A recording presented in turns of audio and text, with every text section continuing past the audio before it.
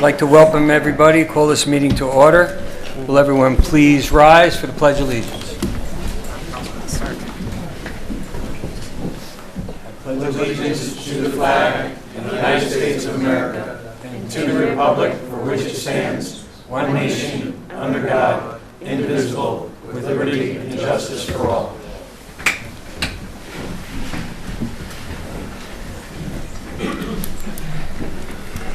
Bear with me, I'm doing this without glasses.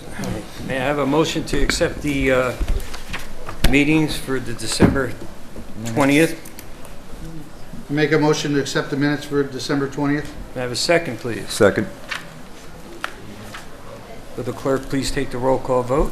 Councilman Prine. Aye. Councilwoman Mosqueda. Aye. Councilman Lombardi. Aye. Councilman Fruskowski. Aye. And Supervisor Torgiani. Aye, motion carried. All right, accepted. I don't even think we have to vote on that.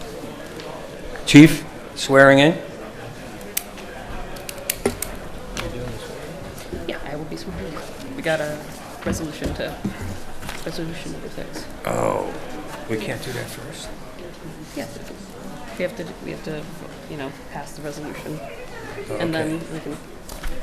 All right, do me a favor, Mark, can you read resolution number 6 so I can get the police officer sworn in, please? Yep. I'm gonna jump ahead. I could do that. Resolution 113-6 of 2025, resolution authorizing the Town of Hyde Park Town Board to promote Hyde Park Police Officer Brian Sweeney as detective within the Town of Hyde Park Police Department. May I have a second, please? Second. Will the clerk please take the roll call vote?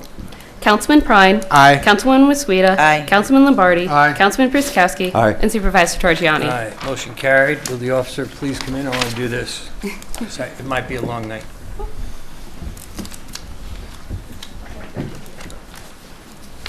I think you officially have the biggest crowd we've ever had for promotion. He must be a special guy. He absolutely is. All right, please raise your right hand. I, Brian Sweeney, do solemnly swear that I will support the Constitution of the United States and the Constitution of the State of New York, and that I will faithfully discharge the duties of detective according to the best of my ability. You are sworn.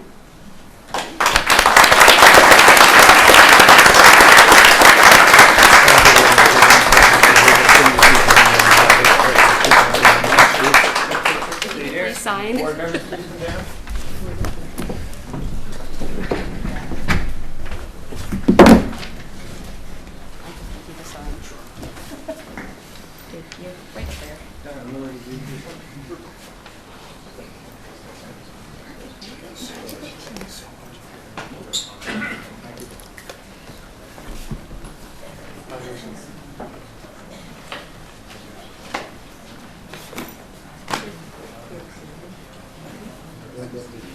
Donnie, let's take a picture with him first.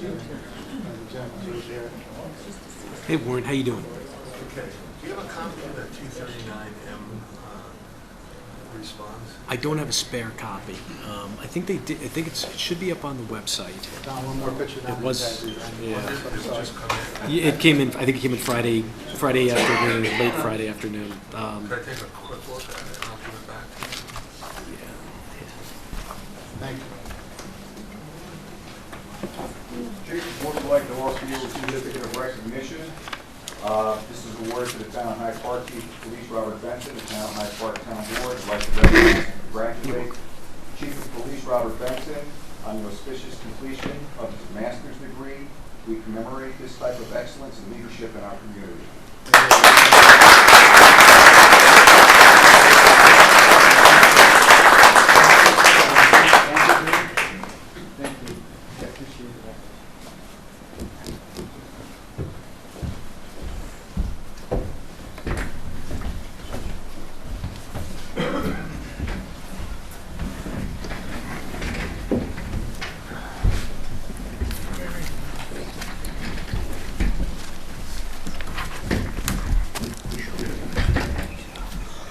Okay, today we have a workshop, and our Ward 2 representative, Liz Mosqueda, will be reading it.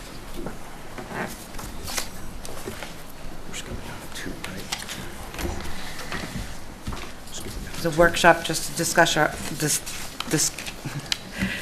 our accomplishments for 2024 as a town board, and looking forward to 2025. Ward 1, represented by Councilman Mark Prine. The town supervisor and all the town council members are always working with our constituents, discussing issues, and always striving to do our best to resolve them, which has included making changes to some local laws. The town board, with the assistance of the town engineer, has been working in Statsburg to resolve the flooding issues. Significant improvements have been made to Hyde Park's Hackett Hill, Dinsmore, and Beck Parks to include a new basketball court and swing sets at Beck Park, 100% funded with a Dutchess County grant. Fencing has also been installed at Beck Park to stop the vandalism.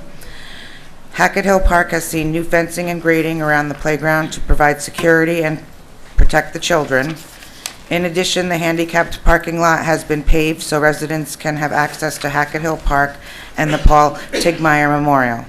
The Parks Department is also in receipt of an upgraded pickup truck, a new trailer, and upgraded mowing equipment. Ward 2, represented by myself, Councilwoman Liz Mosqueda. Through the generous seed monies donated by John Golden, we have completed the John W. Golden Hyde Park Town Hall renovation and new addition. The Town Hall is now ADA compliant. Furniture for staff was acquired from the Dutchess County surplus and equipment at no cost to the taxpayers, and monies from Homeland Security Grant will allow for security cameras at Town Hall as well as the Hyde Park Police Department. Final negotiations are in process between the town board and the stakeholders at Belfield Property for a sewer district along Route 9, utilizing redesigned sewer districts and a directional drill process to tie into the Belfield system. The costs have been brought down significantly from $29 million to $12,790,000. The Belfield property has the capacity to handle the town's effluent flow from 60,000 gallons per day. Partnering with our county's Office for the Aging, the town board has resolved many of the issues that were going on at Farm Lane Stone Ledge Senior Apartments. We will continue to address issues at that property owned by Conifer Management. 2024 has seen the completion of the Route 9 sidewalks, handicap ramps, and crosswalks. This project was awarded during the previous administration and started and completed by our current administration. The town board has received a $73,000 records management grant to ease the cumbersome issue at the town hall for archiving files. The board is also researching grants to switch Hyde Park from a paper town to a digital town. Such monies would allow for the beginning of scanning all records and moving Hyde Park into the digital age. We have hired a new building inspector, Mr. Ray Cronister Jr., to restructure and improve the town's building department. For Ward 3, represented by our Councilman John Lombardi, the town board was awarded a $200,000 New York State Resilience Grant to address the flooding issues at the Roosevelt Road, Haviland Road areas. The grant will allow the town of Hyde Park to conduct land surveillance out in the field, identifying low-lying areas to develop maps with elevation documents. Once this is completed, the town takes those findings and will put the project out to bid and apply for the next grant to fix the flooding problem from Haviland to Roosevelt Road. After much delay working with the New York State Department of Transportation, a crosswalk was installed at the Hyde Park Assisted Living Facility on Violet Avenue. Handicap ramps and the necessary sidewalk extensions are also now installed. This project was funded without any cost to the taxpayer, but through a generous donation from Bob Baxter, the owner of the assisted living facility. A 5-ton weight limit was applied to Creek Road to prevent heavy trucks and dump trailers from going through that neighborhood district and prevent any further accidents. The town board has also negotiated with the Roosevelt Firehouse to purchase an unused tract of land for $1. Yes, that's $1. And that will be furnished with pickleball courts and a pavilion. Ward 4, represented by Deputy Supervisor Don Prusakowski. The Highway Department has done an incredible job with new roads, catch basins, and road patchwork. Recently, the town purchased 2 new up-to-date snowplow trucks for the town highway department. The Hyde Park Police Department has utilized $100,000 of their budget to incorporate upgrades, renovations, and the hiring of a mental health officer. In addition, a canine dog has been added to the force to help with drug raids and the protection of officers responding to domestic violence issues. Thank you, Kathy and Ron Lane, for your donation to the town to acquire our very own canine named Urso. In collaboration with the Dutchess County Drug Task Force, the town of Hyde Park is proud to be a part of the efforts and leadership that has brought down the fentanyl overdoses by 50%. The town's Climate Smart Committee, headed up by Richard Maddox, is in negotiations with Ion Renewables LLC to put solar panels at the Old Town landfill on Forest Drive. The Conservation Advisory Council, also run by Mr. Maddox, purchased an electric lawnmower and other necessary lawn equipments for the Dutchess County SPCA on Violet Avenue. This donation is at no cost to the taxpayer and an opportunity for the town to continue to work toward an environmentally friendly footprint. I look forward to 2025 and what we're ongoing projects. We were awarded a $1 million grant to upgrade the town pool at Hackett Hill Park.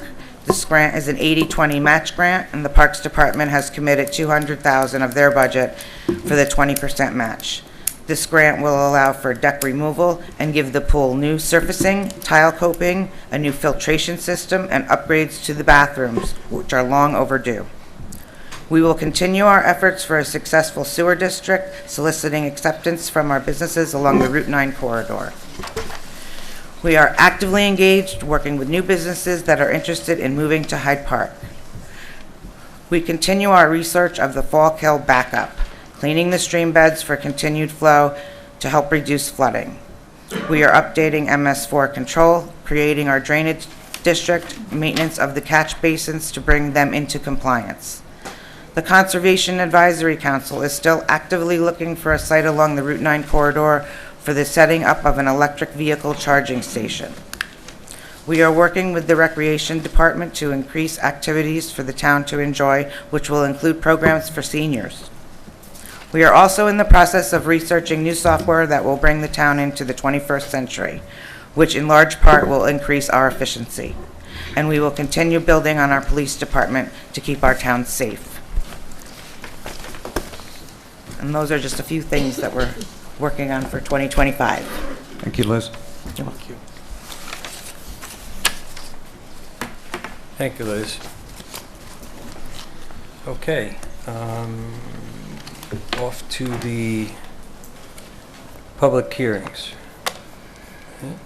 Well, any of the board members have any conflict of interest regarding any of the items listed on tonight's meeting agenda? No.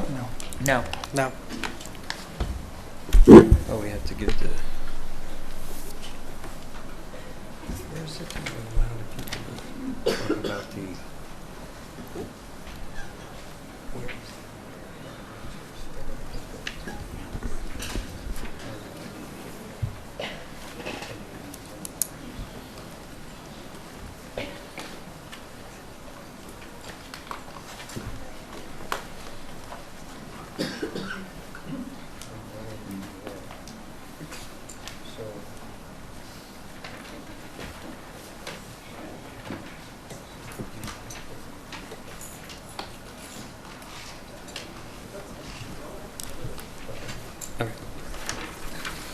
whatever way you are. Okay, we will go to the public hearing, since so many people are here for. For the, the revised local law G, which proposed to amend Chapter 1 of the Town of Hyde Park Code. If anybody's, what? Hold on, before you, Oh, we got to open the meeting. hold on, before you. Oh, you want me to do this before I open it? That's correct. Okay. As we all know, the Town of Hyde Park ZBA recently rendered a decision that permitted proposed use development in the town of Clinton could not have access through a private driveway running through the town, through our town. Their decision was largely based on their interpretation that the use of the town that the use in the town of Clinton is not a use that is permitted in town of Hyde Park. As we also know, the town of Hyde Park was sued as a result of this ZBA decision, and in defense of that lawsuit, will be paid out of the general funds. That means taxpayer dollars. Okay, as a result, the Town of Hyde Park Town Board has reviewed the questions of what Hyde Park legally permitted to control with respect to uses in another town and who in the Town of Hyde Park should be making that decision. These issues that go to the heart of governance of any town. The Town Board has attempted to address those questions rather than have those questions be answered by a judge. Tonight, the final product of that effort is before the public for comment. What this local law does, it recognizes that the duty elected town board is best positioned to make these decisions. It also creates a mechanism that allows any citizen in the town of Hyde Park to bring relief based on showing a potential harm. If there is development in a neighborhood town which give rise to concern by any citizen of the town of Hyde Park, this board will be empowered to hear and act upon it. Public hearing tonight was preceded by an earlier public hearing late last year. Comments were provided to the town board. Representatives of Scenic Hudson and Mr. Lipansky, as well as other members of the public. Those comments were heard, considered, and revisions were made, resulting in the proposed local law, which is before you this evening. Okay. Just one more point I want to bring up, because it was arrived, I believe, late Friday.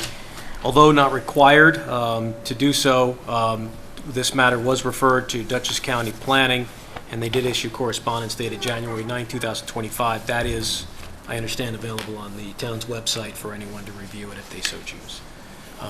But again, it was just out of an abundance of caution that we sent that over there, even though it's not required by any law. That's all. And we're also, as we stated, we're in a lawsuit that if we went toe-to-toe and kept going, would cost the taxpayers in excess of $150,000. Okay, that's not something we thought would be something that the town should do. So we negotiated a deal, and this is the way it's going to be, and we'll listen to everything everybody has to say. But we're not going to spend taxpayer dollars for something that we could settle very easily and gain possibly tax dollars for it.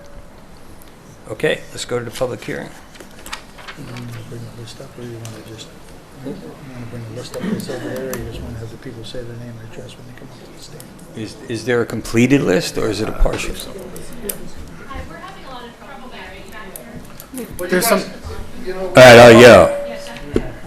If you want to come up, I mean, I know there's no seats, but if you want to stand on the side where it's closer, you can do so also. Can you also repeat what you just said? We couldn't hear it. It's not important.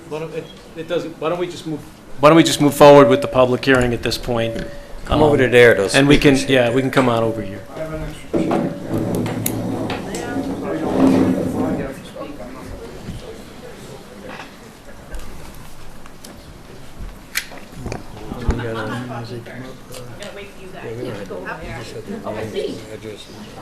Well, they will say that as they come up They'll with state it, the thing if they want. yeah. All right. So I'll just call people's names out then. Bills. Okay, remember, when we call, state your name, address. Please note that all comments will be limited to 3 minutes. Now we gotta open it. Before you begin, just also I wanted to mention, so the record's clear, we did receive a number of emails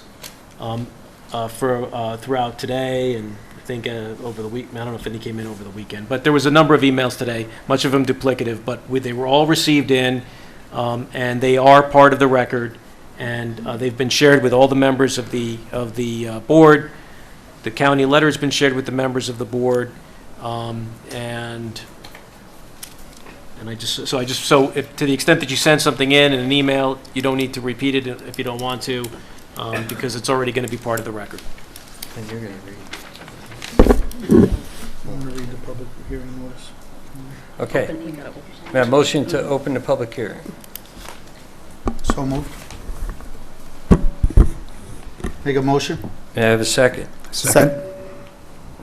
Will the clerk please take the roll call vote? Councilman Prine, Aye. Councilwoman Wasquita, Aye. Councilman Lombardi, Aye. Councilman Pruskowski, Aye. and Supervisor Torgiani. Aye. We're not going to read read those. Okay. All right.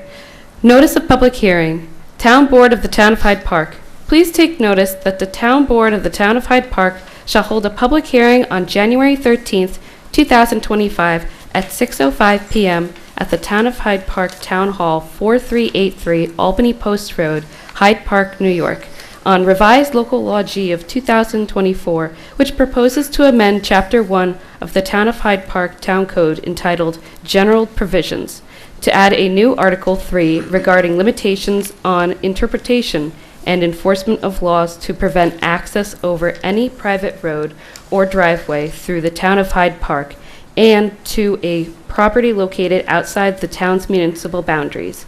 Any person desiring to be heard on this matter will have an opportunity to do so at the public hearing.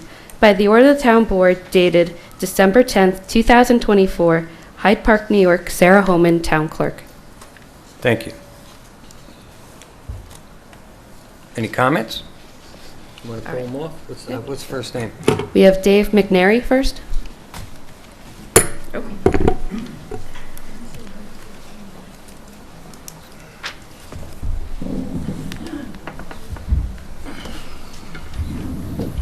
Good evening. My name is David McNary. I live at 77 West Long Meadow Drive in Stottsburg. I am also a member of the Hyde Park Zoning Board of Appeals. I come to you today as a citizen of Town of Hyde Park to talk about this resolution. As you know, the Zoning Board of Appeals upheld the zoning administration decision not to allow the 6 Cents Corporation the right to access to their property in the town of Clinton for the purpose of developing and expanding a significant commercial use. That access would have encroached on the Hyde Park's Green Belt District, where large-scale commercial developments are to be discouraged. The 6 Cents Corporation proposal development would bring over 200 daily guests, over 150 employees, most of them outside the immediate area, significant new construction, guest-only restaurants, and in excess of hundreds of cars daily. In a site visit last year with 6 Cents representatives, they indicated that the average per diem charge for visiting their program for a day was estimated at $2,000, clearly not in the range of the average citizen in Hyde Park. This development would significantly change the character of the area. I have several questions for the board. Why are you now deciding to make an exception for this development with your proposed action for the new local law G? Is it to avoid legal fees? And I think you've addressed that. You have leverage at this point, and that leverage is time, and we would encourage you to use that. The New York Supreme Court, where such a suit would go, has consistently sided with the local zoning regulations. A large number of citizens of Hyde Park, Rhinebeck, and even Clinton oppose this development. What are the benefits to the town of Hyde Park if you move to approve the new local law G? It doesn't generate new revenue for the town. It changes the character of the Greenbelt District. It sets a precedent for future possible projects. The town of Hyde Park will have no control over further development and expansion of the 6 Cents project if it is initiated. There is currently no clarity to the environmental impact of the project on the Crum Elbow Creek area, which affects a significant area downstream in Hyde Park. As a Cornell climate steward, I am concerned. As a local citizen, I would ask that this town council, 1, delay this decision for 180 days. 2, conduct a local referendum on the approval of a new public law G. 3, reassess a full CEQA study, not the short environmental assessment that was done. Thank you for your attention. And for your dedication.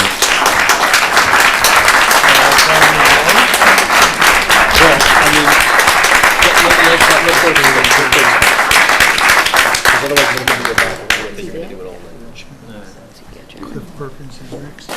Cliff Perkins?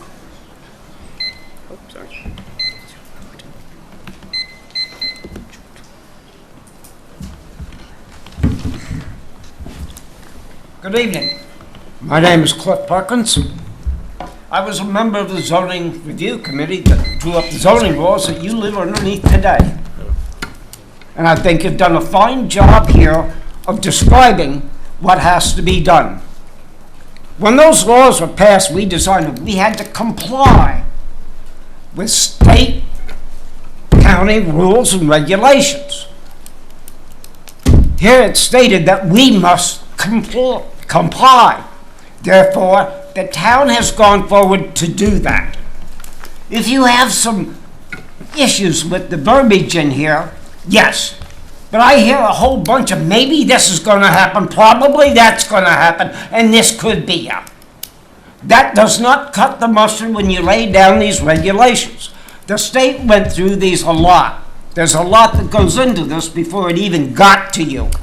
And I know. And what gets me really is that Facebook was how it was got out to the public, not from the town board. The town board should do more to make sure that its board meetings and public hearings are heard through the general public. Now, let's get to that article. What a despicable piece of garbage. It insulted the town board that it was going to violate the laws. It said it was going to run over the citizens and just trample on them. That is despicable. It is disgraceful to this town and to the people that voted this board. We voted for this board because we have trust in them listening to us and complying with the laws of the state and the county. Now, I know that green thing. Now, this is only for a roadway. That's it. I know what that green is. Oh, boy, you want to talk about environmental issues? You come to my door any day. I'm an internationally certified arborist. There are 55,000 of us in the world, and my number is 1177. I packed a lot of stuff up here. The people that are paying attention to what things might happen here are leading us not in the right direction. We as a town want to develop, we want to become a little more progressive and a little kinder. And what this committee and all these people could do to improve this town, and it wouldn't cost them a dime, is pick up the garbage you're throwing all over it. Now, you go right ahead and take care of your business because you're doing it upfront and honest, not like the people that put that article in the Facebook. The only thing you need to do is make sure that we, as the citizens, are more openly notified upon these meetings. Now, I'm not going to stay long because my back is telling me. I have a pretty good idea what's going to go on. But I'm telling you, don't let these people bully you. I think their main intention was to come in here and discredit you as a democracy, not anything else. Well, I'm here to stand up for you as a democracy. Thank you for following the rules and the laws and proceeding. Now let's get a little more open with the communication. Thank you very much. Thank you.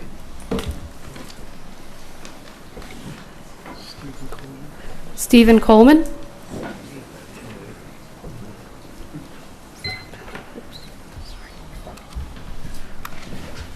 Hello, my name is Stephen Coleman. I live at 8 Mulford Avenue in Statsburg. I've been a resident in this area for 20 years. I have the same specific concerns that Dave spoke about earlier, but I also want to bring in a bigger perspective. Before I lived in this area, I lived in Vermont, which has some of the strictest environmental protection laws in this country. And yes, they cost some money. And yes, it has maybe discouraged some development. But if you go to Vermont, you will see that it is a beautiful place. And the people that live there highly value the quality of life that they have. And the quality of life that they have is protected by these environmental impact statements. And if you have, as a board, have not thoroughly investigated the environmental impact, and your rule of thumb is saving $150,000, I think that is very short-sighted. Thank you.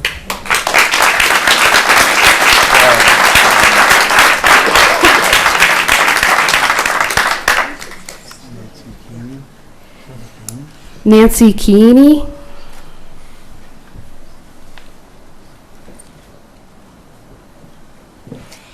Good evening. I'm Nancy Keeney, and I live at 8 Mulford Avenue in Statsburg. Thank you for the work that you do for the town of Hyde Park. I also agree with the statements of the speaker, the first speaker. I am married to the third speaker, Steve Coleman, so applaud his statements as well.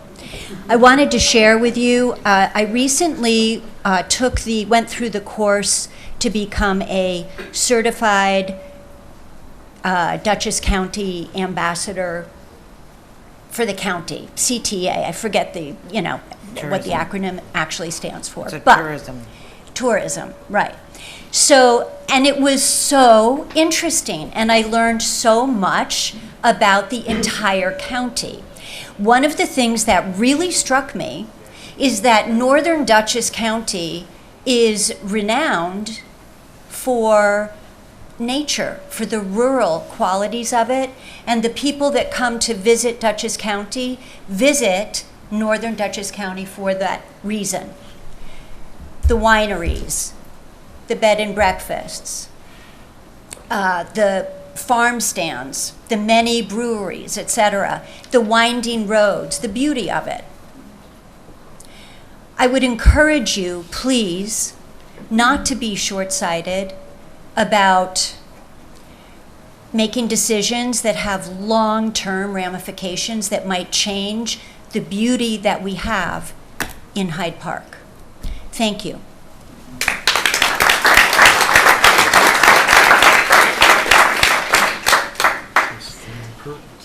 Tess Lampert.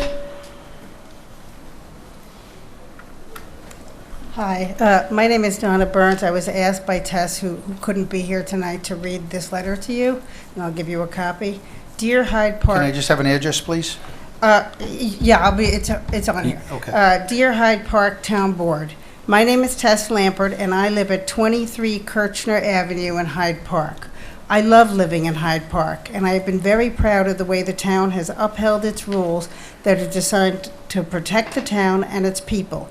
As a resident, I am opposed to the proposed local law G and strongly urge you to reject it for the following reasons. 1. This law is clearly aimed at overturning the town ZBA's well-reasoned decision that the proposed Six Senses Resort is not permitted under Hyde Park zoning. But the law's consequences go far beyond that project. It is a big red flag that suggests the outside interests of a multi-billion-dollar foreign company are more of a priority than the town's people. 2, this law offers no benefit at all to the community. 3, the town is abandoning its legal authority to guard against impacts associated with development and access roads, which will be felt within our town and by us residents. Again, it makes me wonder, who is this law serving and why is the town board seeking to pass it? 4, this law also signals a troubling turn in how Hyde Park approaches development.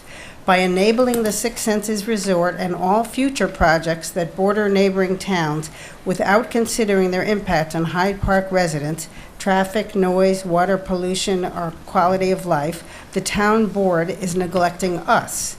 5, we are blessed with sensitive and diverse natural resources throughout the town. We should all be able to voice our concerns, especially when projects impact environmentally sensitive areas. This system of checks makes sure the public's interests are considered and protected, not just those of private developers. Residents' freedom to make our voices heard should not be taken away. 6, this goes far above and beyond the outcome of the Six Senses project.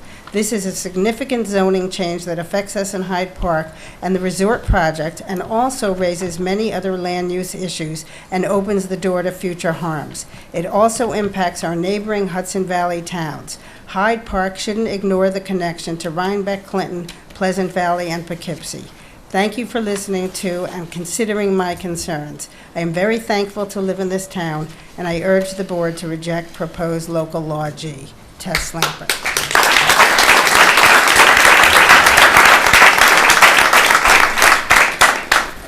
That's okay.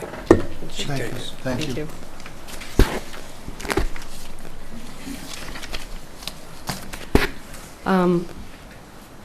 Dale Lambart. I was going to say lasagna. Oh, sorry.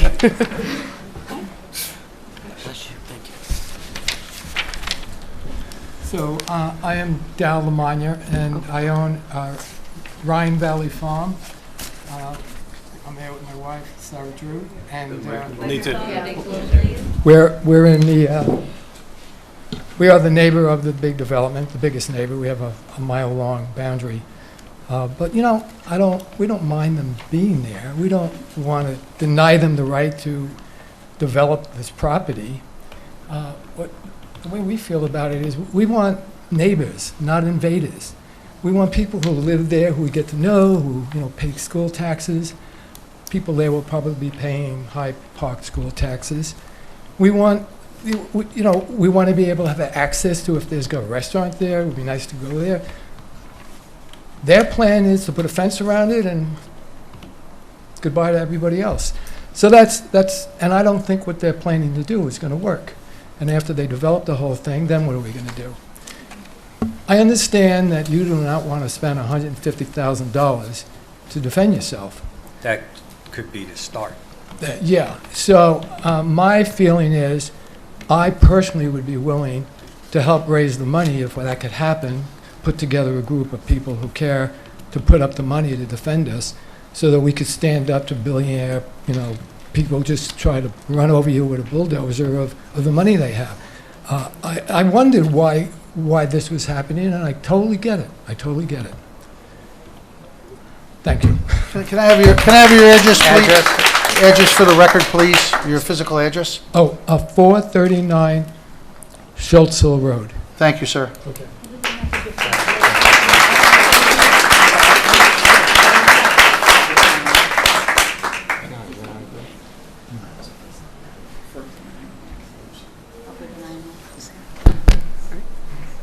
Sarah I can't read the last. D-A-U-E. Dower? Sarah Drew. Drew, sorry. Sarah Drew. It doesn't rhyme with last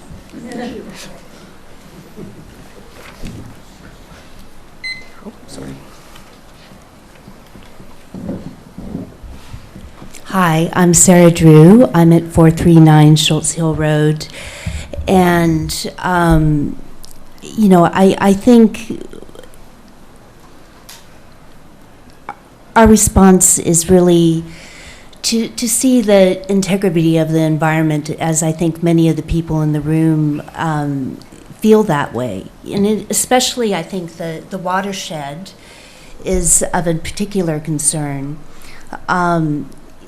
We don't know of what the long-term impact of a watershed of that sort of usage will be if there is a development from Six Senses, and that will affect our area in all ways. So, I'll keep it brief, but I think we really would prefer to have the integrity of this beautiful green zone that we have the benefit to live in to be continued.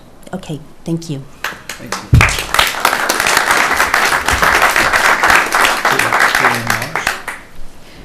Katie Mears?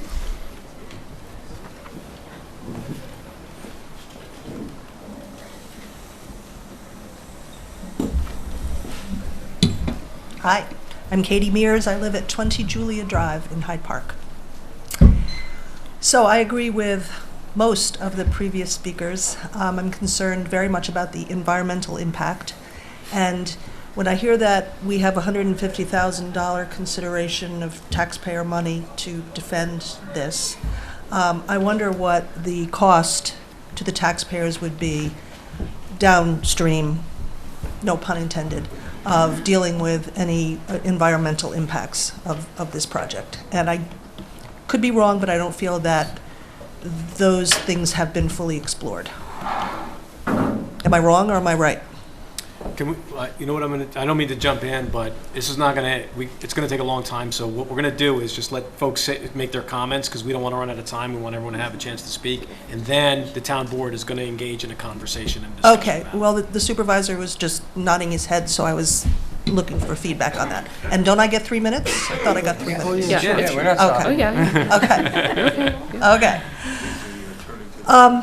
That's all. I think I'm grateful that we have the opportunity to speak, and I thank you for your consideration. Thank you. Warren, you're next. Warren, you're next. Warren.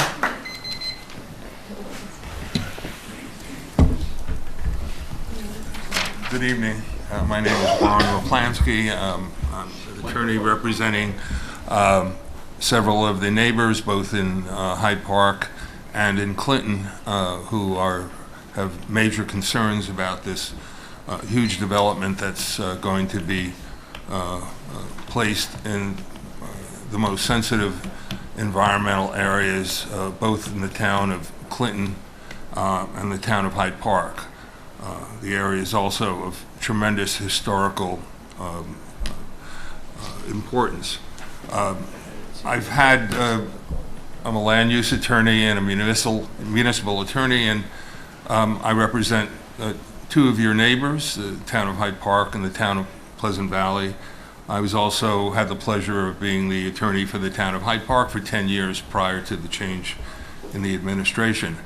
And I've been through a lot of these lawsuits, and I've been through a lot of this dialogue on both sides of the table when a lawsuit is filed and challenges the determination of the boards. And the advice that I've always given to my boards, town boards, was that if your ZBA or your planning board or your other board who made a decision that's being challenged made the right decision, correct and the moral decision, then you defend it, regardless of the cost. That's the responsibility of a municipality, and that's your responsibility as the town board. I couldn't figure out why this law was being adopted by the town board until we were informed that it's money. It's money. It's been adopted not because the town board has done any detailed, extensive environmental analysis over the impacts of this project in your Greenbelt zoning, which is the most pristine of your zoning districts in the town, not to disparage the other zoning districts. But I just could not figure out why this law is being presented. Normally, before a zoning law of this magnitude is presented to the public for its public hearing, the town board goes through an extensive vetting of that law. It's sent to your planning board, it's reviewed by your other consultants, and an environmental review is done. And the board has to be satisfied that there is a sound basis and a reason for adopting a law such as this. The zoning decision that was made by your zoning administrator, Tad Moss, and the decision made by your ZBA were absolutely correct. They were in full compliance with the decisional law of several appellate divisions in the state. I'd like to have a little bit more time. The decision of the ZBA will be upheld by the court. Can't guarantee it. Doesn't always happen the correct way. But I urge you not to pass this local law simply to save a few dollars for the town. In the end, it's going to be more detrimental to the town than the passage of this local law will be. The law is with all due respect to your legal counsel, it's very poorly drafted. It looks like it was cobbled together in a back room in settlement of a case. I now understand how this came about. There's been no environmental review of this law. You filled out the planning board in the town of Clinton was determined to be the lead agency with a seeker review of the entire project, which means that it's the lead agency also for the passage of this local law. Before you pass this local law, you have to complete the environmental review in a coordinated fashion with the town of Clinton Planning Board. That will require more work, more cooperation with the town of Clinton, more involvement by your planning consultants, and if at the end of that process it's determined that this is in the best interest of both communities, so be it. But to do this on an ad hoc basis in the back room of a judge's chambers, in light of the fact that the decisions of your boards and your municipal employees was absolutely correct, is outrageous. You're not going to receive any tax benefit from this. Most of it will be received by the town of Clinton if this project goes through. It just doesn't make any economic sense. It's also very short-sighted, because I can guarantee you that if you pass this local law in the state that it's in now, without doing everything that you need to do, and I've outlined all of that in my letter that I sent to you today, I'm assuming you have it, with attachments, I can guarantee you there are going to be more lawsuits, and you're not going to win those lawsuits. But you will win the lawsuit that's been filed against you by CEC and Y. If you like, some of my clients spoke tonight, there may be a possibility that we can join in the effort of defending the town. But ultimately, it's the town's responsibility to defend its boards. How can you send your ZBA out week after week to act on applications if you're not going to back up their decisions? How can you have your zoning enforcement officer make decisions which are correct under the law of the state of New York if you're not going to back her up? So I urge you to think at least twice, maybe 3 times before passing this local law. Take your time, contact the town of Clinton and do a joint environmental review. See what the impacts are going to be of this project, because the impacts are not solely limited to Six Senses project. What you're doing is opening the door to a myriad of other projects with the stroke of a pen that can be cited basically on your doorstep in the town of Rhinebeck, in the town of Clinton, in the town of Pleasant Valley, in the town of Poughkeepsie. It's just not fair and responsible, and it does not comport with your duty as town officials to pass this local law simply because you're afraid of a meritless lawsuit. And I urge you to think again about passing it. And thank you for letting me speak to you. And by the way, you did a great job on the town hall. Looks great. Thank you.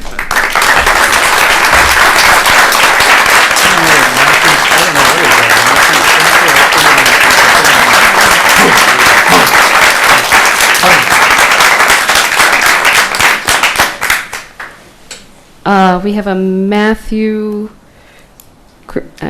it's Granger? I'm good. Everything's being said. Okay.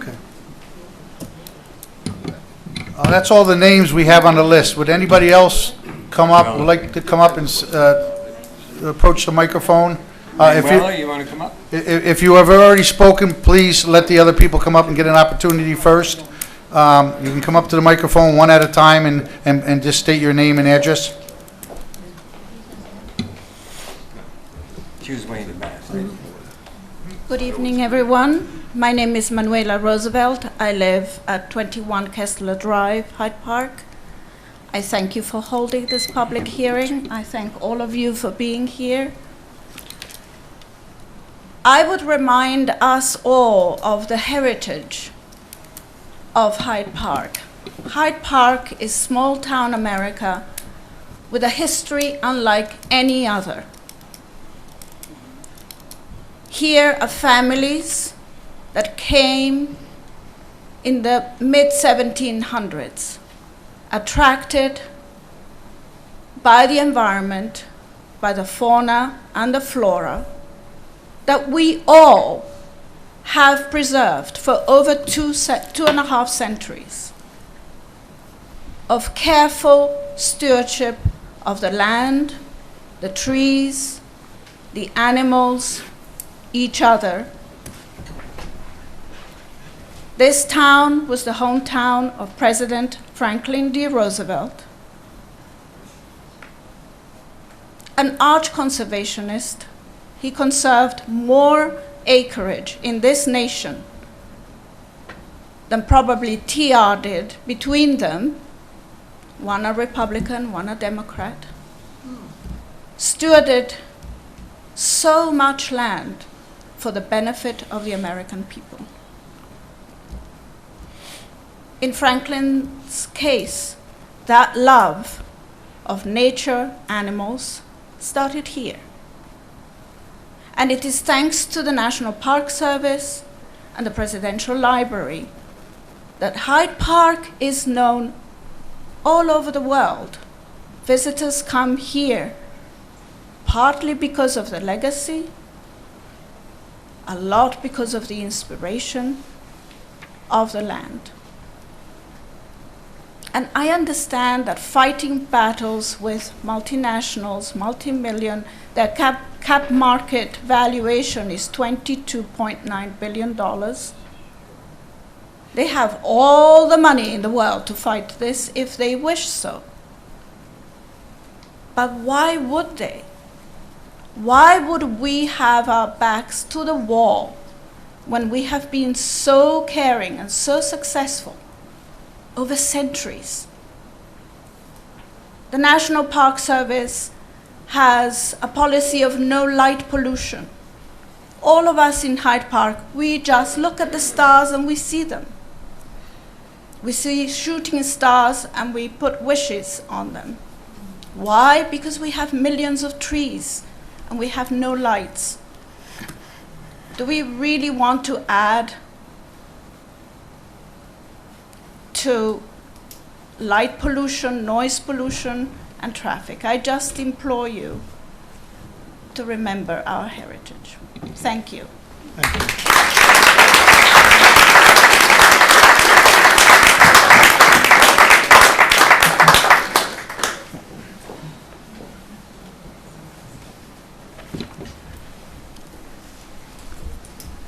Good evening. Rich Morse from the town of Clinton. I live on Hollow Road. I couldn't agree more with what most people have said about saving the environment. The question I have is, are we saving it by not allowing 6 senses? That could be a development of up to 80 houses. The pollution from that, the light pollution, the bulldozing, the putting in roads, is going to be much more. And the other part of it is, if it's a commercial entity, the government, the health department, is regulating what they do. Once the houses get in there, we all know life goes on, and the salt from the roads and whatever can really pollute the watershed. So there are two sides to this. And frankly, I don't see a board that's been bulldozed over. I think that there's merit in what people are saying, but there's another side to it. And I suggest that it might very well be better for the environment to have a controlled area that's developed rather than 250 acres. Thank you. No, you don't.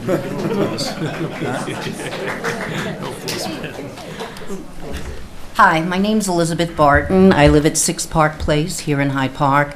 I have to agree with the second gentleman that spoke tonight about the communication. I was not aware of this until I read a community blog yesterday. I just have one question. Has the town of Hyde Park entered into a memorandum of understanding with this Sixth Sense? I'll answer that question definitively. No. No, not yet. You said not yet. Right. I said no. Okay. Okay. Okay. Thank you. You're welcome.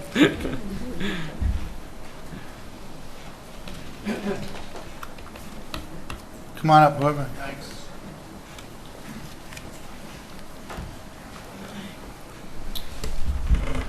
My name's Graham Trask. My wife owns a home at 68 Fiddler's Bridge Road. And I almost didn't come tonight, but she encouraged me to come, and I encouraged her to speak. But I couldn't help myself. As one who is currently in 5 lawsuits in my hometown in Beaufort, South Carolina, against the town. And I just want to comment on a couple things. This dynamic right here between you, Mr. Barnett, and you, Al, is really disgraceful.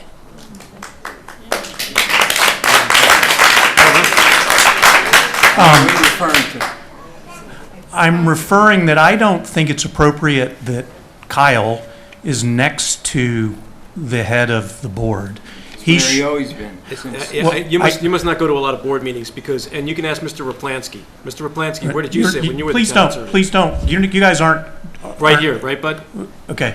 Yeah, exactly. I sit next to my supervisor. Exactly, Okay. exactly. Well, so is he disgraceful too? No, you're disgraceful. No, okay, exactly. Okay. So I think it is a disgraceful and disrespectful show to the public. These little sidebars and writing on paper. Al, I'm writing my comments to answer you. I'm just giving you my perspective. My perspective. You're not open. You don't need to respond to me. I know you're not answering questions, Okay. so don't make it confrontational. I will. What? I will be answering questions. Okay. You're setting yourself up for more lawsuits. You seem to be that's all right. kind of an arrogant. Okay. Seem to be kind of an arrogant guy. No, I'm not. You seem to be. Oh, you are. Okay. I'll keep going with you. How long you want to take? Okay. I don't agree that defending the lawsuit will be $150,000. I think you're obligated to defend the ZBOA. And I would see, here's the dynamic again. Yeah.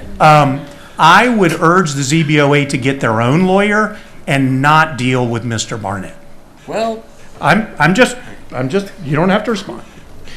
And I am heartened by Mr. Lipansky, or whatever your name is, sir.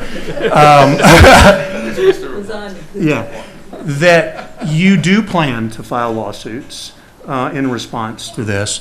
And because of the way this has been handled, I would like to join those.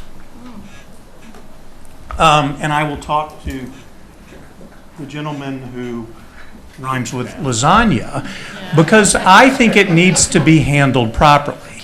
Now, whether I'm for or against the Sixth Senses is another item. May I go on a little sure, bit? go ahead. Yeah. But I not only think that this dynamic is a disgrace, I think it's a disgrace that you don't defend your ZBOA. That's the main point. Thank you. Al.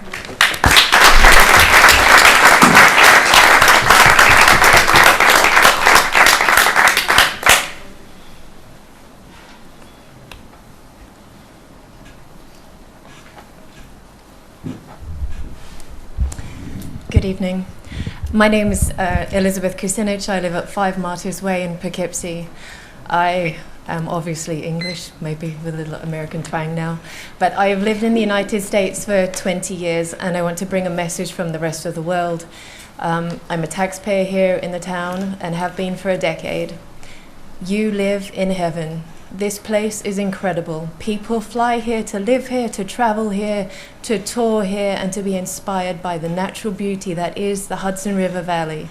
And it was Hyde Park that drew me to this area. I love it. I love it with all my heart and all my being. And I implore that you please stand up to your political responsibility to the people of this town, the historical legacy of this town, and to the nature that is so extraordinary in this area. It is rather sad to hear the extolling of the virtue of giving an electronic lawnmower to an institution in Hyde Park to protect the environment when we are talking about such a major law that is set to transform the very character and nature of this area. Please be humble in your service and truly understand what a gem you have in this beautiful region and stand up for it with everything that you have. When you do that, others will come to stand up with you. This is a hotel chain, so what? You live in heaven, protect it. Thank you.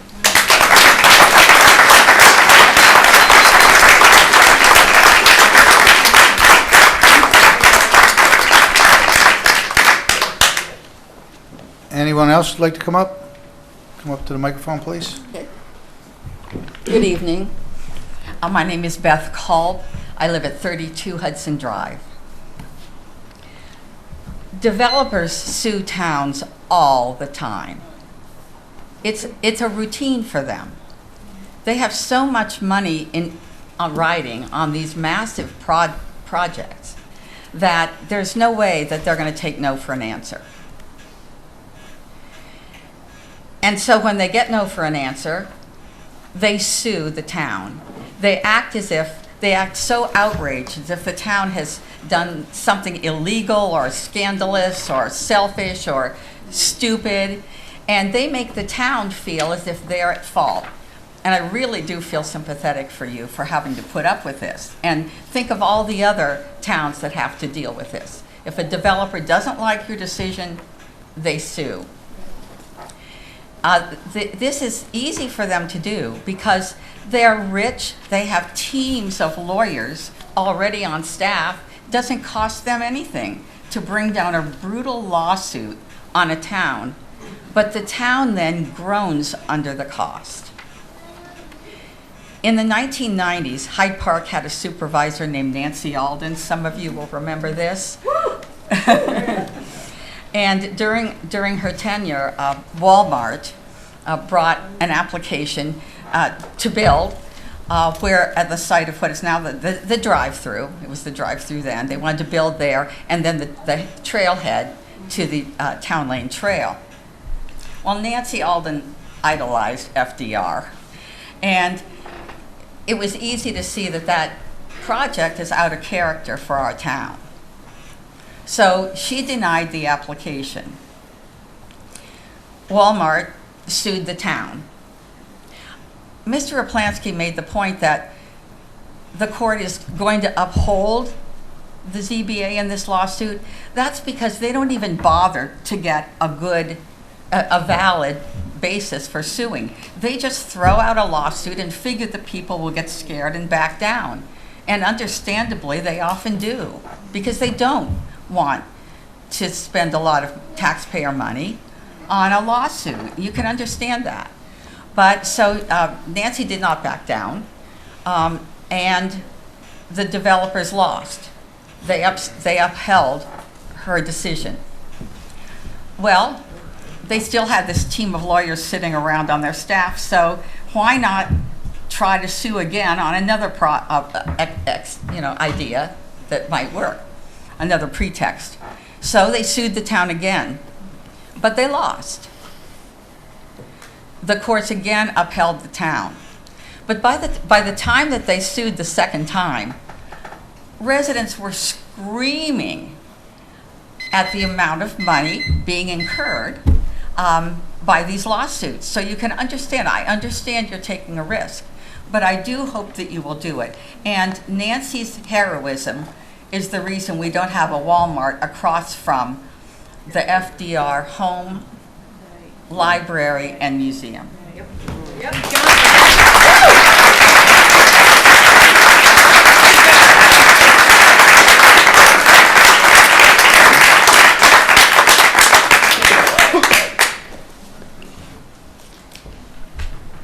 I wasn't going to speak tonight, but my name is Mary Alden. I am Nancy's daughter. And I thank her so much. And we will say that she was sued twice, and not only was she sued, she had death threats. She had a lot of issues that came up. She only was in office for 2 years, but after that she had to at least a couple more years of going down to New York. She had to do lawsuits, she had to do depositions, she had to do all of this different things. Yes, it was horrible, but she had her beliefs, and she thought that Hyde Park did not need a Walmart. And there's a term for people that defeat Walmart for these things. But she was very proud of that decision. She was very proud that she saved Hyde Park from that. And so just think about what you're doing. And, it's $150,000. I bet you, like that man said, people would donate to it. And it will be worth it for you to make these decisions and to do them right. Thank you.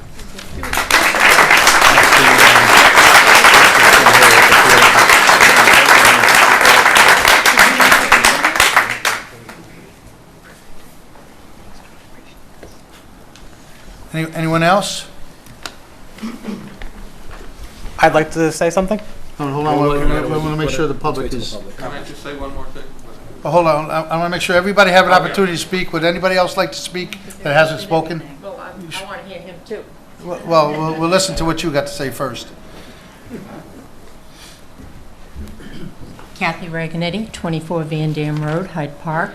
I too was not going to speak, and I think principled is the word you were looking for your mom. It is difficult to be where you are. However, we went through zoning changes in the 40 years I've lived here. Unbelievable. Many of them took rights away from people, myself included. But I still expect my ZBA to look out for the residents of the community, and I expect my voted-in officers, you, to back them. So, as many of the people have already stated here, I would prefer to keep our ZBA strong. I would prefer to keep our planning board strong, and I would prefer the town board to please listen to the public and then to represent us. And yes, I would be willing to help out with lawsuits as well. I think money is the least of our problems here if it's the pittance you're talking about, and I know it is not a pittance to the community, I'm not saying that, but in time and historically, and all the other expenses that come down the pike as far as police, as far as road upkeep, as far as maintenance of schooling, if you have more, a community that has children that are going to be attending the schools. I mean, you really do have to weigh the issues. And I did, when I saw this on the website, I did go back to the town's meetings, and the first I could see of it being brought up was the beginning of December. So we're not talking a long-term resolution here to get local law G, and I am very concerned about that. I would much prefer to back our current boards, people who have lived here long-term, people who have been on board when we fought with the zoning, back when, what's his name was in there? Dempsey. No. Yeah, Pompey Delafield and Tory Kane was second ward council person. I mean, there was a lot of uproar over trying to get the appropriate changes to the zoning. And I don't think you throw that all away because somebody threatens a lawsuit. That's my opinion.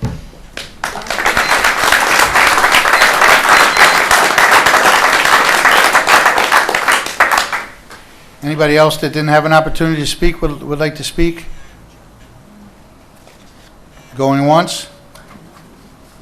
Going twice? Okay, Warren, we're going to give you another additional 2 minutes. 2 minutes, that's all, maybe less. Thank you.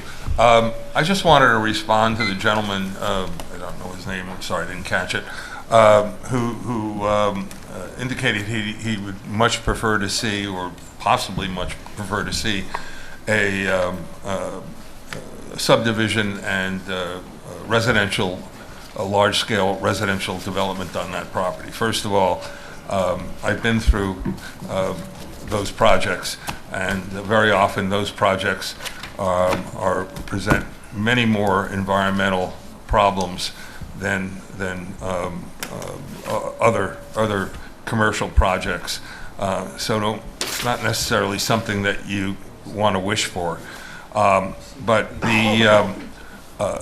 you should understand, and maybe if you do a coordinated seeker review with Clinton, you'll get more information on this, that there's a real history to this property. I had the good fortune of representing the prior owners of the property when it was a very small scale dude ranch and holistic center. They invited just a few people to participate on weekends and sometimes a little bit longer. And it was very well done, and it was very environmentally and historically sensitive. Then the property was sold after that, after the owners, one of them passed away, and it became a series of problems in the town of Clinton with developers who came in and took the original concept and expanded it illegally. They opened a restaurant there. They had more people visit the property than were authorized. It was a hellish problem for the neighbors living next to that facility, and it was a real enforcement problem for the town of Hyde Park. So I just warn you that once you let them in, once you let something like this in, don't feel confident that your problems are over. Because with a massive facility like this, I can guarantee you you're going to have all kinds of issues with regard to noise, with regard to traffic, with regard to potential pollution of your resources and stream. It's better to nip it in the bud, and if it's permitted, do it correctly, not the way they want to do it now.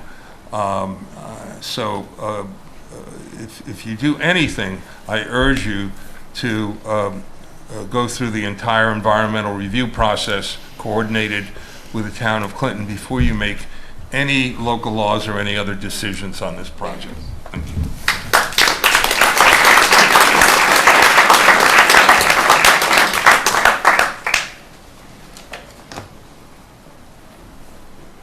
Okay, one last call. Does anybody else want to speak on this before we move on?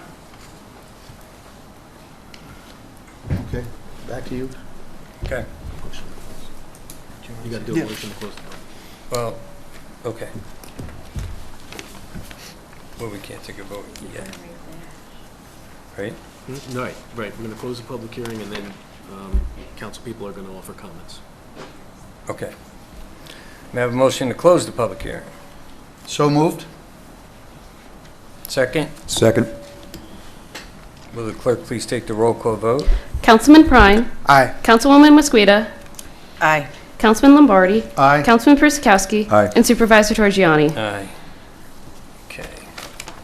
Does any of the board members have any comments? I do.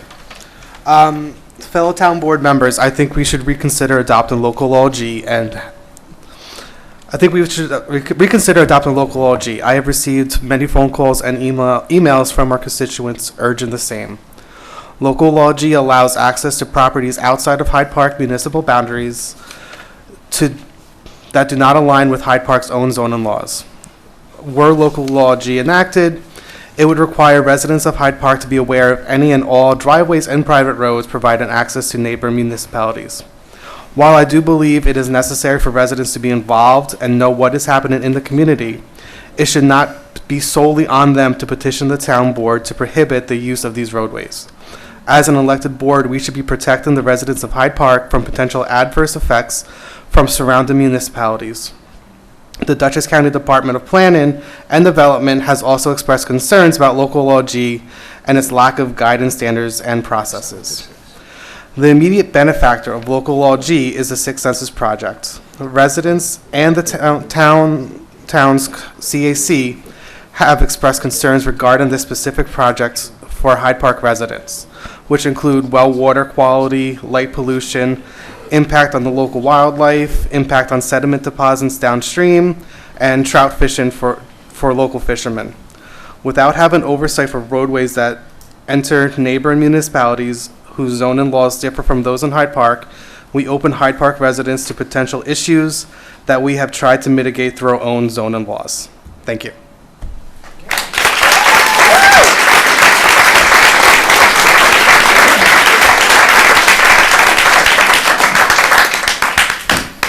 Anyone else? Liz, you go next. Liz, any comments? Yes, no, Liz? I got nothing. Okay, I'll take over. John, real quick, I would just like to add, I appreciate everybody coming out tonight, but this is not a town of Hyde Park project. This is going on in the town of Clinton.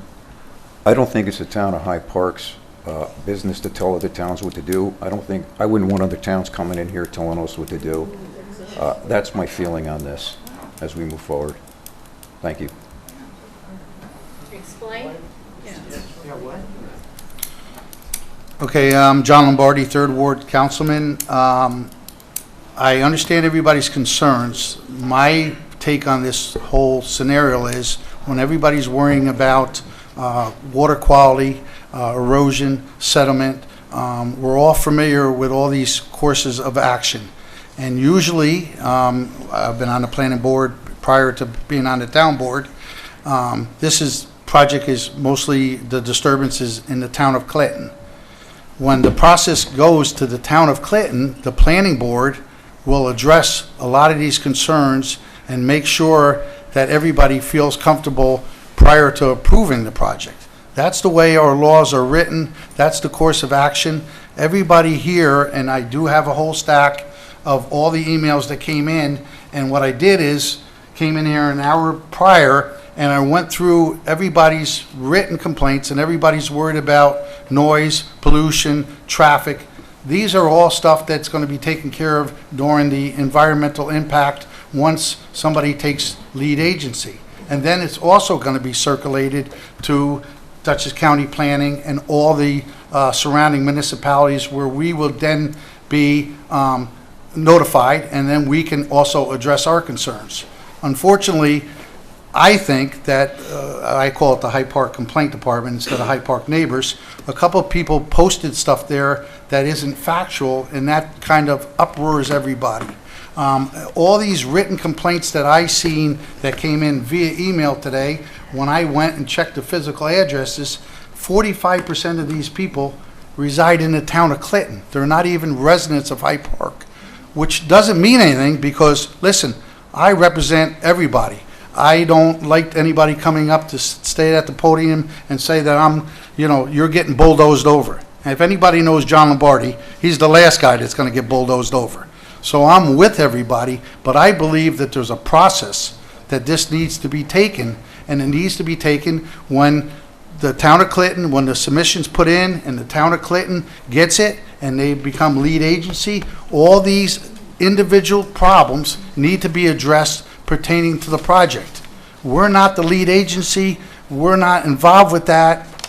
We're just a little tip of property down next to Route 9G that they have adjoining access to. I don't believe that by you coming here and voicing all your concerns, that your concerns are going to be heard as if you went to the town of Clinton Planning Board when this application is in front of you and you say, hey, I'm the adjoining neighbor, I'm this, I'm that. I think that will be better evidence to the people at the Town of Clinton Planning Board that says, hey, this project might be too big, it might be pollution, it might be this. You're throwing all this stuff at us, and I don't even know, because I don't have a set of plans, and I don't know what the project consists of. And if it's the lead agency is the Town of Clinton, the Town of Clinton should be handling this matter. That's my take on it. So that's where I'm coming from. So why are you changing the law? The law, the way that it's explained to us is the law where all these adjoining, and this is not just the Town of Clinton. This is the first scenario that ever came up. There are properties in the Town of Poughkeepsie that butt up against the Town of Hyde Park, and there is Pleasant Valley. in Pleasant Valley. There are a lot of adjoining towns that have this. This never came up before, because if it did, I'm sure that the law would have been a lot more clearer to compensate this. It has never came up before. There is no evidence of any of the adjoining towns where Hyde Park had a little piece of land, and then it widened out to Pleasant Valley where there's 300 acres. All right, so what I'm saying is, why do you have to change the law? The law basically says that we are confirming that we're not overstepping our bounds. When it goes to the Town of Clinton will address this. There needs to be provisions to accommodate our position, and that's what we're trying to do.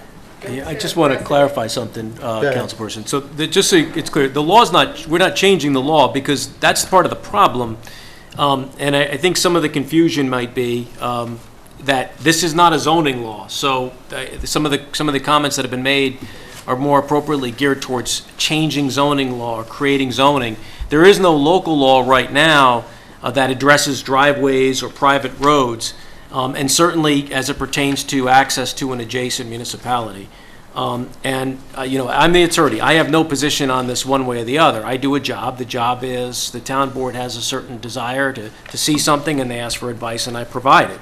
So this law establishes that in a situation where a use or proposed development in a neighboring municipality needs to access a driveway. So the use that's being proposed is not going to happen in the Greenbelt, because it's not going to happen in Hyde Park. All that we're talking about is an access to a driveway. And the other thing that's critical to understand too about this, for whatever it's worth, and this might, and none of this information may change anybody's mind. If you're opposed to the project, it doesn't, you're going to be opposed regardless. But in terms of the environmental issues, the way this works, the town of Hyde Park, because the project, in this particular case, and this law is a town-wide law. It's brought to our attention because of the lawsuit. That's been no mystery. I think the board's been very transparent about that. But it's a town-wide law. It's going to affect the entire town and all adjacent municipalities. But when a project is proposed in an adjacent municipality, then that project has to go through the SECRA process, which is that intense environmental review. And in this case, it's my understanding, from what I've seen, that the proposed project in Clinton is actually what's called a Type 1. And a Type 1 action has a likelihood of some sort of an impact on the environment. So some of the concerns I can get, it makes sense, but they're mostly going to be Hyde Park concerns, Clinton concerns in front of their planning board. And in that process, to the extent it involves us, the town of Hyde Park remains what's called an interested agency. So Hyde Park still is able to participate, still is able to offer whatever. We are an interested agency, Mr. Raplansky. I know you're shaking your head, but we are. We're an involved agency. Yeah, involved agency. I appreciate the distinction, but either way, we're involved. And so what ends up happening is Hyde Park does have an opportunity to be able to join in and voice whatever concerns they have pertaining to whatever environmental issues there may be. So I just, look, whatever the outcome is, I just want to make sure that's clear, because there's been some statements saying we have no involvement or no say, or the town has no involvement, no say in the environmental issues, and respectfully, with all that's just not true, legally speaking. Let me just finish. If I could just finish my comments, and then everyone can bring whatever, we can go from there with the town board, because I just want to make sure everyone understands what the law is. So the other thing that's with this local law is that there's what's called a petition process. And so the way this law was drafted is it actually allows people who are opposed to any particular access, not just this project, any project, to actually come before the town board and voice whatever opinions they have on that and raise any objections. And there's a notice requirement by the developer to notify the neighboring properties. And so people of because I also hear, and again, I'm just saying this to correct the record, that the town will have no voice. And that's not entirely true, because citizens will be able to petition the town board if there's any opposition. And the town board, and it says it, and it's very specific in the language of the local law. I invite you to take a look at it. It says the town board in its discretion. So the town board actually has a fair amount of discretion as to what they can decide. And in fact, conversely, when the Dutchess County Planning Department looked at this, they said, well, it does leave a lot of room for discretion for the town, and that was by design. Okay, that's by design. So this way, the town has as much discretion as it can in deciding what to do. So I just want to make sure that those are some of the things I've heard in terms of the legal process and the legal application, and I just wanted to make sure the record was clear on where that's You stood. say that this law corrects an absence in the town code, an absence, the failure to address the question of private roads or driveways, access through private roads or driveways. And I don't see why you corrected that absence by saying, okay, you can have access over private roads or driveways, rather than saying, no, you cannot have access over private roads and driveways. We're going to have 200 cars a day going over a road that's not maintained by the town, and damage could be done environmentally. There could be accidents, and by allowing this, by specifically saying you can have access to this property, this approved project in another town, on a private road that we don't maintain, I would think that that would really open the town up for lawsuits. Yeah. Yes. Yeah. So your comment period is over if you allow it. Can I address? Is this law common in other towns? Do they have similar law, local law Gs that say we forfeit our say in entries to surrounding towns? I think he's asking you that. Kyle, you want to answer? Do you want me to? I mean, it's up to you guys. I mean, You're gonna keep Well, I going can back ask to- because it's going to keep. I know where this is. Address some more of the stuff. So if the board's asking me to answer the question, I'll answer it. Are there other local law Gs in other towns? Honestly, I don't know the answer to that. There very well could be. There could be. It is likely, and I have seen where there are other local laws in other towns. I can't think of one close not by that do address situations where the uses in one town could affect the use in a neighboring town. But precisely in this situation, or at least the way this was drafted, I don't know the answer.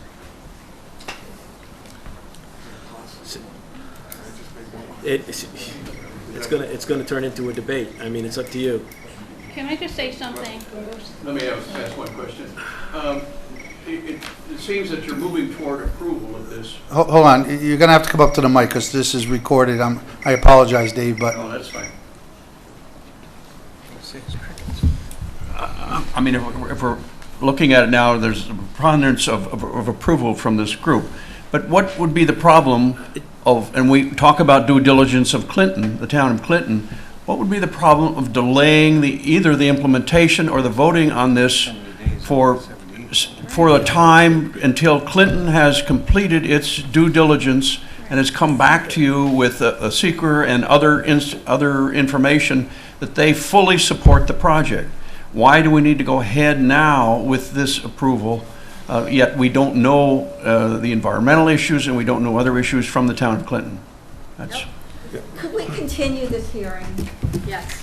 Yes. It's already been closed. You've already closed the public hearing. Yeah, we closed. I know. I understand. Reopen it. All right, as everyone stated, it's not just the money for lawsuits. We've been in plenty of lawsuits. Actually, I'm going tomorrow morning to federal court with my business. I've been in dozens of them. I'm a bonded contractor, so I know what's going on with lawsuits and negotiations. And we've done very well here with this town, our administration. Since we've taken over, we've doubled the general fund. So we have the funds to do it, but we don't throw the money away for nothing. So we negotiated a deal. This is what it is. The town of Clinton, this isn't going to happen tomorrow. Everybody knows something like this is going to take years to get to fruition if they pass seeker and all that. But they're doing the seeker on the 8 acres that we're giving them an access through. You know what I'm saying? That's all it is. There's an access there now. We're saying they can have another access there. They have to go through seeker, any impact studies, DOT, all that stuff. But they won't go there, Clinton won't entertain it if we don't give them the access in. And it will be, the 8 acres is going to become 100% taxable to the town of Hyde Park. So I don't understand that. And then I don't understand in 2009 when our zoning administrator and planning board chair approved this same thing. This same thing was approved in 09. We got letters to prove it. You know, I don't know why that didn't happen.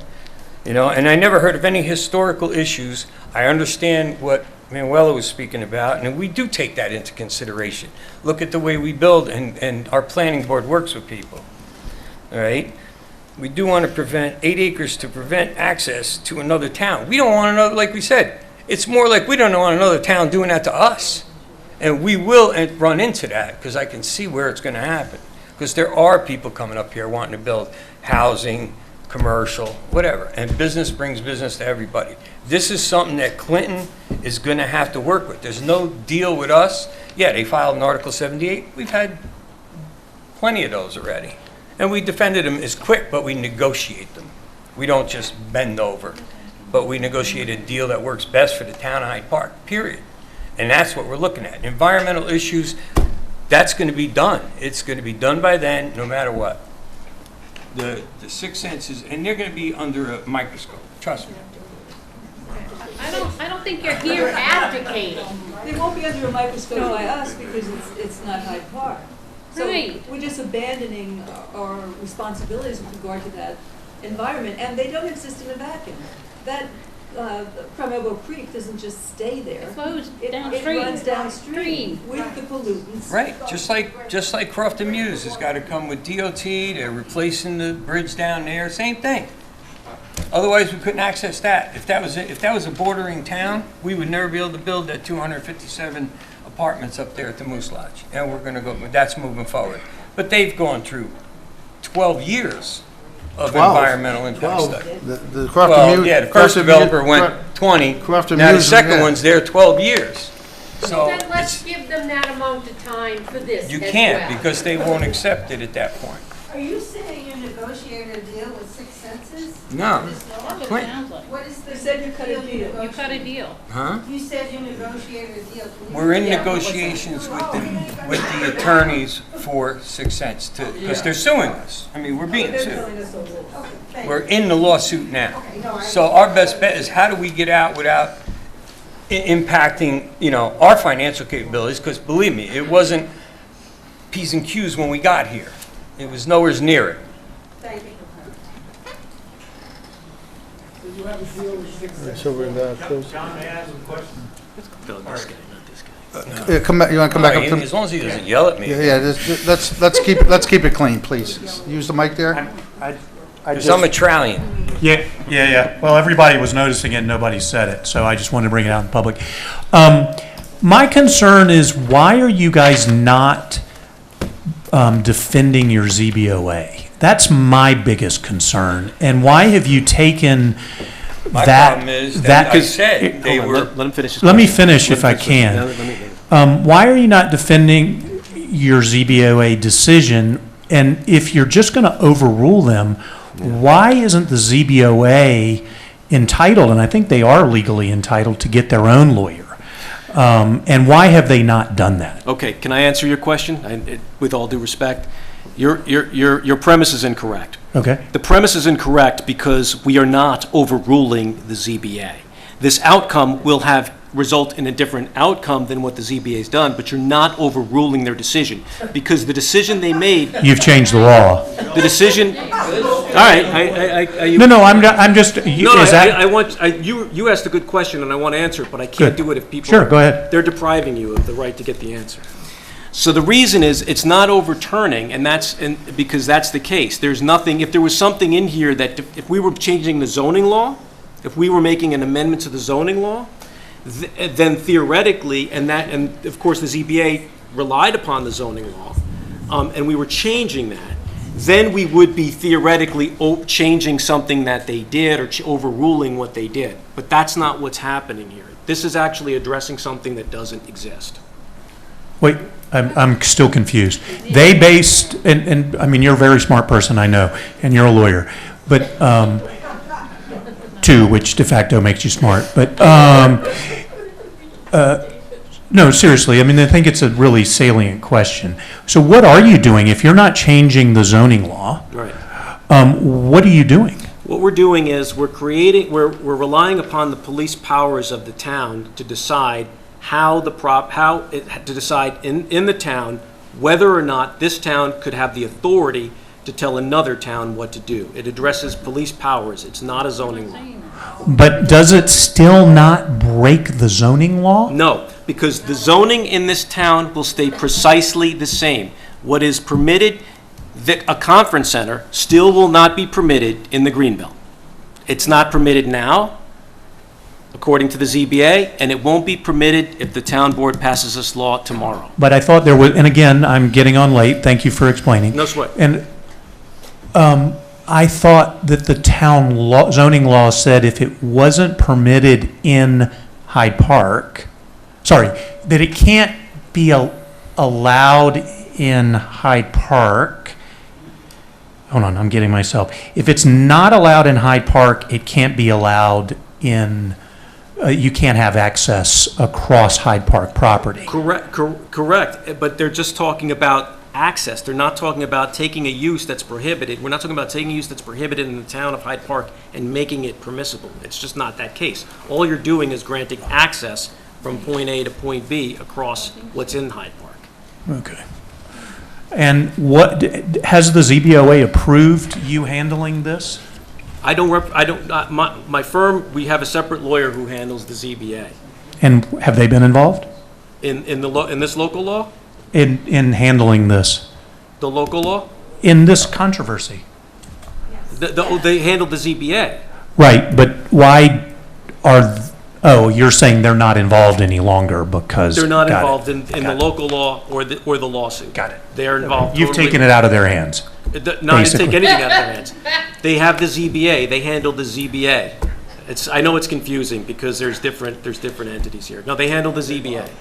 Got it. Okay. If the town of Clinton approves something, you'll go along with it. Is that what's happening here?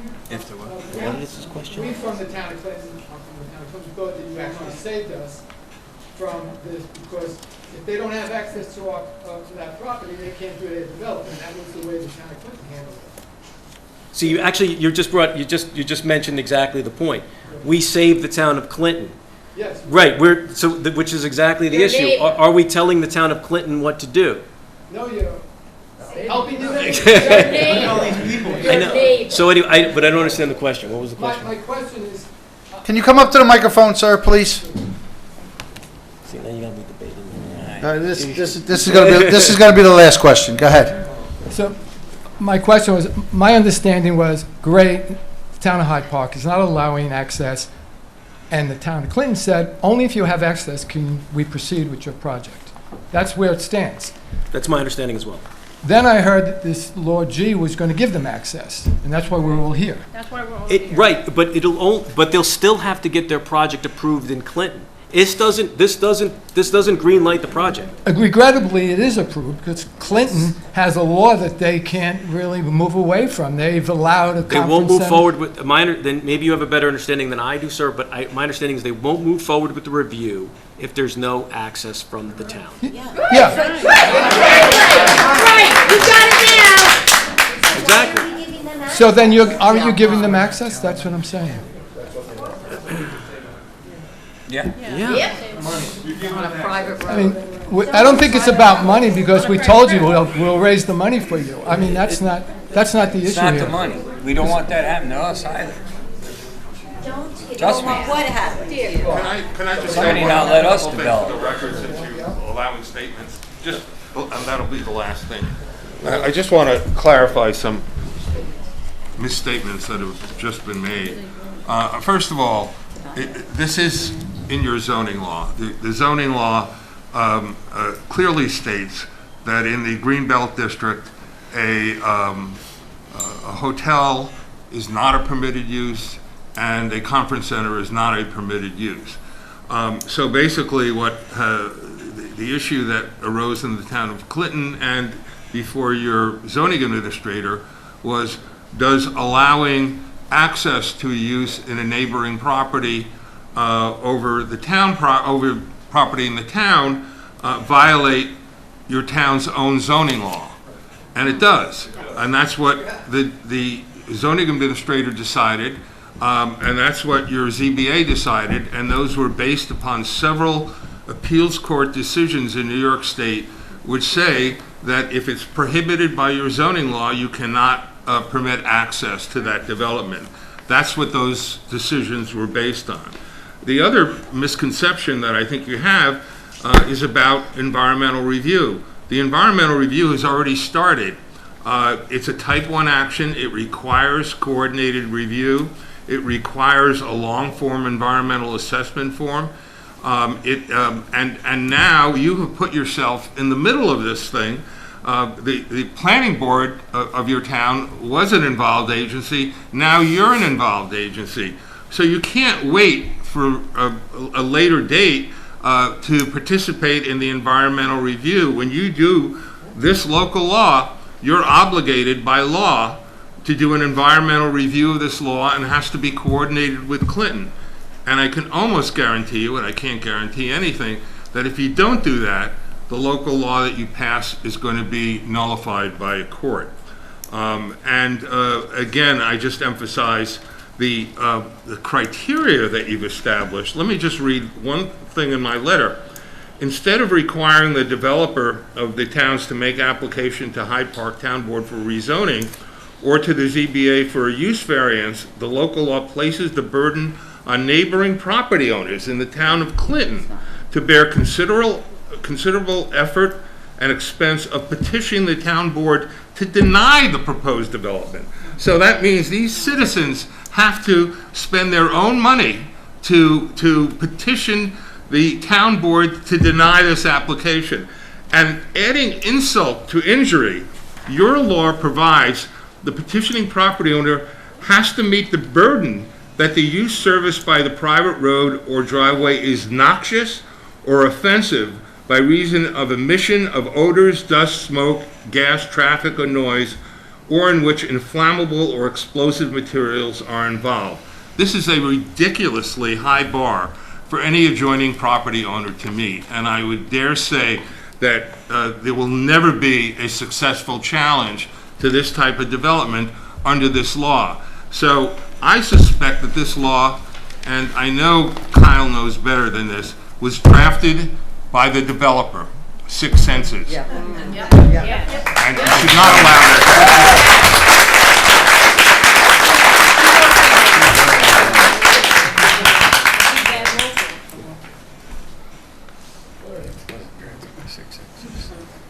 Okay. Where are we at? Nope. Now you have to do the follow forward with the resolution and either approving or... And we'll approve it when we go, right? We don't approve it now. Nope. But we close. You closed, you're all set. So you just decide what you move on to next. Is there any comments on any other resolution? Should we ask or not? No, no. Can you reopen the public hearing? It says, Sarah, she's asking about the resolution of this one. Who is? You said it was Liz. home. You said that was home. No, you didn't. The previous one. It was on it before I sent it out, but now we're doing another. Let's open up. We're supposed to open up public hearing on that. Yeah, we gotta do, that's the, is that the tone? No, No, that's not. this is amending section 48. Yeah, this is the dumping. The dumping and setting public hearing. It's another public hearing that we were supposed to open and close today. But But it's not on the agenda, but it's in the resolution, so pull it or what? Well, if it's not on the agenda. It's on the agenda as a resolution, but it's not as a public hearing. Oh, because what's happening is, it's introducing, this is supposed to introduce the local law and then set the public hearing. That's what this is. So are you prepared to do that? Yeah. This is to introduce the local law and set the public hearing on it. So that's why, yeah, so it's fine. Okay. So we open a public hearing on that? No. This is something different. All right, so we need to do the continuous public hearing for the e-towing, right? Yes, we still have the towing law. So we have to open a public hearing. The towing law is continued, we just have to Continue. close it. But we have to, we're looking for public comment. The towing law. So where is that for opening the public hearing and closing? You put it here, so do I gotta wait till I get to that? This is just a continuation of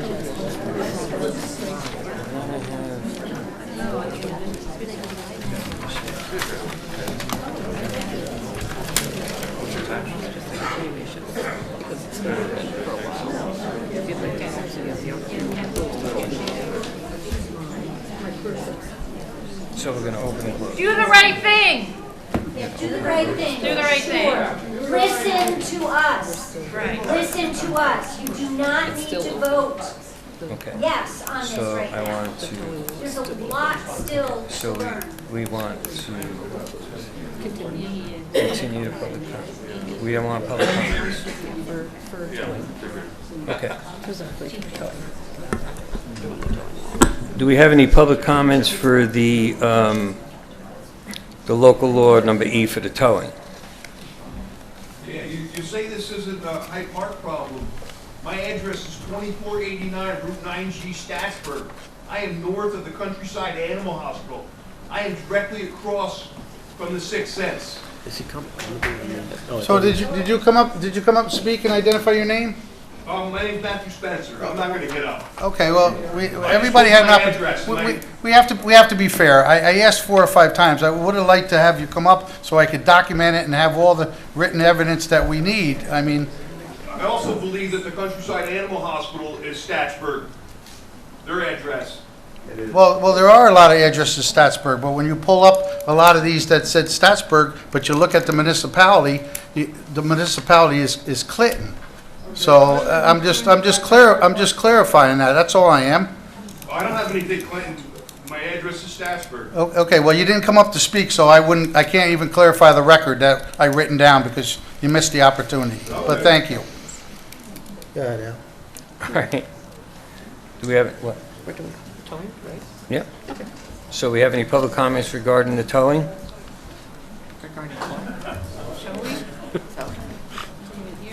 Okay, I have a motion to close the public hearing.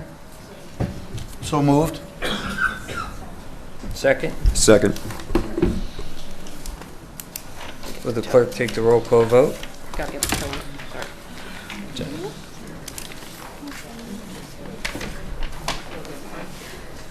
Councilman Prine. Aye. Councilwoman Mosqueda. Aye. Councilman Lombardi. Aye. Councilman Fruskowski. Aye. And Supervisor Torgiani. Aye. Okay.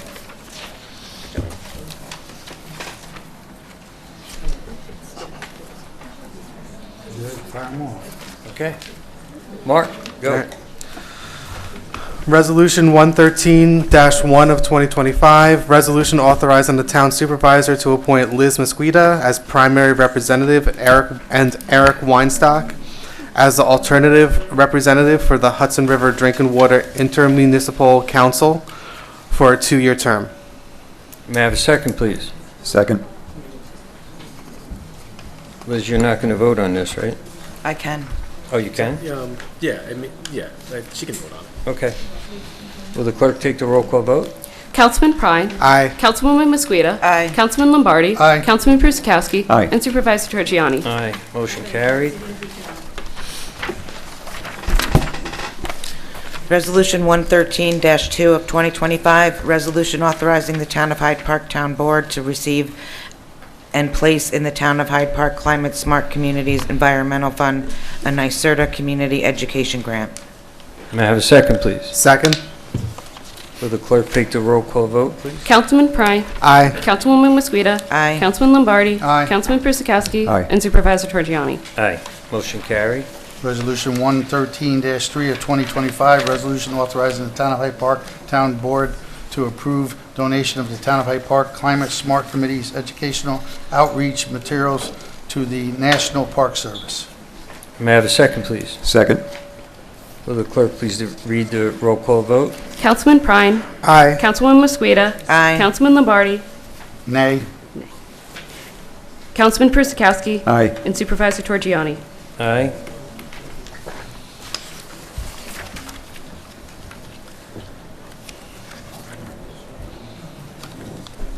Don, who's next? Don. Resolution 113-4 of 2025, resolution authorizing the Town of Hyde Park Town Board to approve vacation carryover for the Town of Hyde Park Senior Account Clerk Danielle Mon.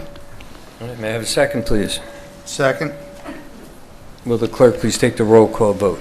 Councilman Prine. Aye. Councilwoman Mosqueda. Aye. Councilman Lombardi. Aye. Councilman Persikowski. Aye. And Supervisor Torgiani. Aye. Motion carried. Resolution 113-5 of 2025, resolution authorizing the Town of Hyde Park Town Board to approve vacation carryover for Town of Hyde Park Police Dispatcher Derek Byrne. May I have a second, please? Second. Will the clerk please take the roll call vote? Councilman Prine. Aye. Councilwoman Mosqueda. Aye. Councilman Lombardi. Aye. Councilman Persikowski. Aye. And Supervisor Torgiani. Aye. Motion carried. Resolution 113-7 of 2025, resolution authorizing the Town of Hyde Park Town Board to amend Resolution 12-13 of 2025, establishing the 2025 incumbent part-time and seasonal staff wage rates for the employees of the Town of Hyde Park to reflect the addition of the position Recreation Assistant and add annual hours. May I have a second, please? Second. Will the clerk please take the roll call vote? Councilman Prine. Aye. Councilwoman Mosqueda. Aye. Councilman Lombardi. Aye. Councilman Persikowski. Aye. And Supervisor Torgiani. Aye. Motion carried. Resolution 113-8 of 2024, resolution introducing the proposed local law A of 2025, amending 48 of the Town of Hyde Park Code, expanding and exhibiting enforcement procedures with respect to prohibited dumping and setting a public hearing. May I have a second, please? Second. Will the clerk please take the roll call vote? Councilman Prine. Aye. Councilwoman Mosqueda. Aye. Councilman Lombardi. Aye. Councilman Persikowski. Aye. And Supervisor Torgiani. Aye. Motion carried. Resolution 113-9 of 2025, resolution appointing and determination of significance under Socorro and adopting local law number G of 2025 entitled Local Law to Amend Chapter 1 of the Town Code, General Provisions, and to add a new Article 3. May I have a second, please? Second.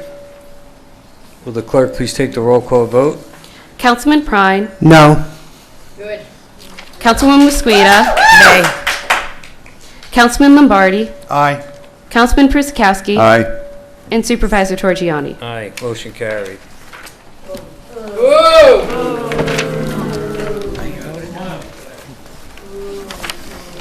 That's it. Oh, yeah, go ahead. You'll lose a lot more than that. But it's okay. I can understand. Who read that one? That was Persikowski. Motion? No, who read it? I did. I read it. Go to Mark's next one. Yeah. Resolution authorizing the Town of Hyde Park Town Board to adopt local law E, amending Chapter 103 of the Town of Hyde Park Code regarding towing of vehicles. Yeah, so it's set, the public hearing set now for February 10th, because that's... Second. Oh. I got it. What was it? That was Prine. This is the towing. Mark Prine? This was Prine Liz. read off the, yes. Mr. Thornton, okay. And then Liz? Liz seconded that. Yep. Call the roll, Aye. Paul. Matt? Councilman Prine. Aye. Councilwoman Mosqueda. Aye. Councilman Lombardi. Aye. Councilman Priscasky. Aye. And Supervisor Torgiani. Aye. Motion carried. Resolution 113-9 of 2025, oh, you just read that? 11. Yeah. You're on 11. Resolution 113-11 of 2025, resolution authorizing the Town of Hyde Park Town Board to approve naming a private drive Bear Hollow Lane for Dutchess County Department of Emergency Response. May I have a second, please? Second. Will the clerk please read the roll call vote? Councilman Prine. Aye. Councilwoman Mosqueda. Aye. Councilman Lombardi. Aye. Councilman Priscasky. Aye. And Supervisor Torgiani. Aye. Motion carried.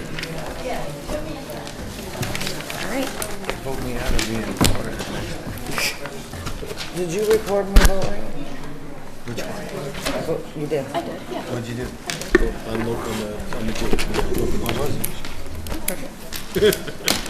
Continue. Al, come on. Yeah.